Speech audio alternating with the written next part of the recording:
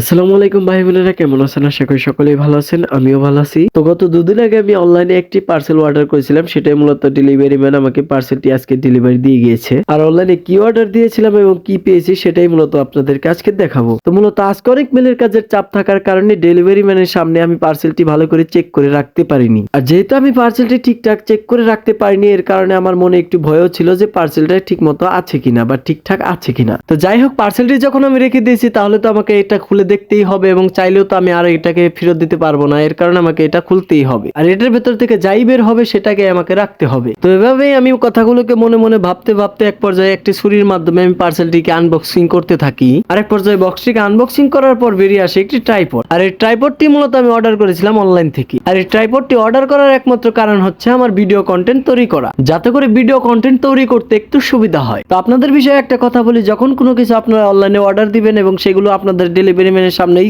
ভালো করে চেক করে নেবেন, যাতে করে পরবর্তীতে ভাঙা বা খারাপ হওয়ার কোনো টেনশন না থাকে। তো যাই হোক, বক্স থেকে ট্রাইপডটি বের করার পর একটু খুঁটিনাটি চেক করে দেখলাম যে ট্রাইপডটি ঠিক আছে কিনা, এবং চেক করার পর দেখলাম যে না, সব দিকেই ঠিক আছে। তো এরই সাথে আজকের ভিডিও এই পর্যন্তই। আশা করি সকলেই সুস্থ থাকবেন, ভালো থাকবেন এবং এরকম আরো ভিডিও দেখতে আমার চ্যানেলটিকে ফলো দিয়ে পাশে থাকবেন। আল্লাহ হাফেজ।